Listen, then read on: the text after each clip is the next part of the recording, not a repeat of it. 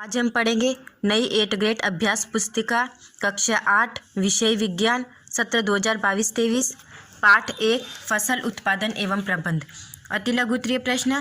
प्रश्न क्रमांक 1, फसल का वर्गीकरण किस आधार पर किया जाता है? प्रत्येक वर्ग का नाम लिखकर दो उदाहरण दीजिए। इसका उत्तर होगा फसल का वर्गीकरण मौसम के आधार पर किया जाता है। और हम इसका वर्गीकरण करेंगे तो रबी की फसल और खरीफ की फसल।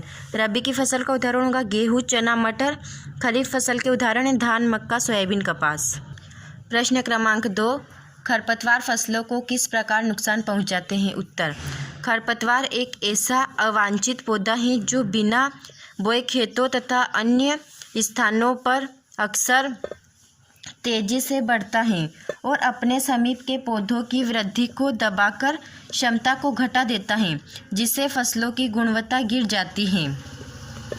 प्रश्न क्रमांक 3, मिट्टी में रहने वाले केंचुए एवं सूक्ष्म जीवों को किसानों का मित्र क्यों कहा गया है? उत्तर, मिट्टी में रहने वाले केंचुए एवं सूक्ष्म जीवों को किसानों का मित्र इसलिए कहा जाता है क्योंकि यह मिट्टी को पलटकर पोला करते हैं तथा ह्यूमस बनाते हैं। प्रश्न क्रमांक 4, सीड ड्रिल यंत्र द्वारा बुआई करने से क्या क्या लाभ हैं? उत्तर, सीड ड्रिल यंत्र द्वारा बुआई करने के लाभ। नंबर 1, इसके द्वारा बीजों में समान दूरी एवं गहराई बनी रहती है। नंबर 2, यह सुनिश्चित करता है कि बुआई के बाद बीज मिट्टी द्वारा दब जाए। नंबर 3, सीड ड्रिल द्वारा बुआई करने से समय एवं श्रम दोनों की ही बचत होती है। लघु उत्तरीय प्रश्न। प्रश्न क्रमांक 5, खाद देने से फसलों को क्या क्या लाभ होते हैं? उत्तर, खाद देने से फसलों को लाभ। नंबर 1, इससे मिट्टी की जलाधारण क्षमता में वृद्धि होती है। नंबर 2, इससे मित्र जीवाणुओं की संख्या में वृद्धि हो जाती है, जिससे हमारे ह्यूमस का निर्माण होता है। नंबर 3, इस जैविक खाद से मिट्टी का गठन सुधर जाता है। प्रश्न क्रमांक 6, फसल को बोने से पूर्व आप स्वस्थ बीजों का चयन किस प्रकार करेंगे? उत्तर, फसल को बोने से पूर्व बीजों को एक बर्तन में रखकर उसमें कुछ पानी डालते हैं, जिससे क्षतिग्रस्त व खराब बीज हल्के होने से जल पर तैरने लगते हैं तथा अच्छे व स्वस्थ बीज पानी में बैठ जाते हैं। इस प्रकार हम स्वस्थ बीजों का चयन करेंगे। प्रश्न क्रमांक 7, फसल के भंडारण से पूर्व धूप में सुखाना क्यों आवश्यक है? उत्तर, फसल के भंडारण से पूर्व धूप में सुखाना इसलिए आवश्यक है क्योंकि फसलों में डाले गए रासायनिक उर्वरक की मात्रा फसलों से दूर हो जाए और फसल सर्वोत्तम हो। प्रश्न क्रमांक 8, उर्वरक और खाद में क्या अंतर है? उत्तर, उर्वरक एक तरफ लिखेंगे और खाद एक तरफ लिखेंगे। नंबर 1, उर्वरक एक मानव निर्मित लवण है, जबकि खाद गोबर एवं पौधों के अवशेष से बनता है।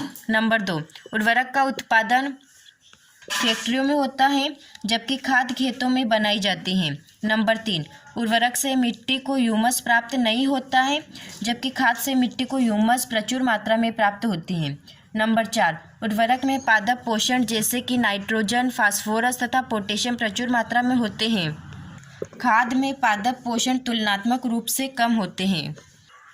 दीर्घ उत्तरीय प्रश्न।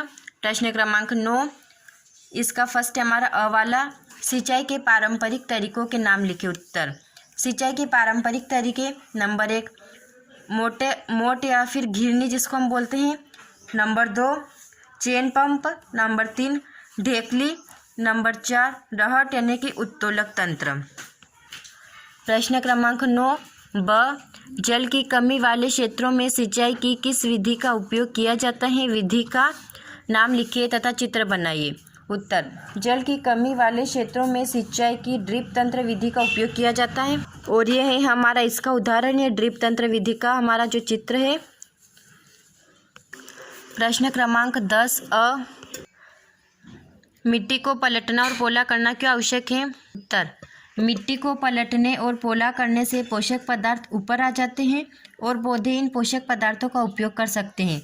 अतः मिट्टी को उलटना, पलटना एवं पोला करना फसल के लिए बहुत आवश्यक है।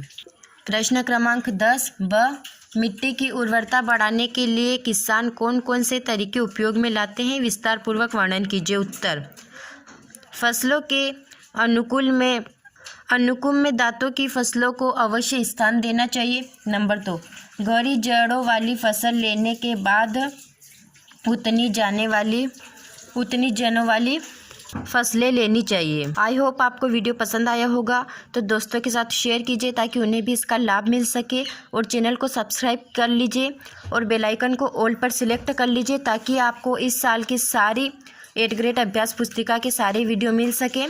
Thanks for watching.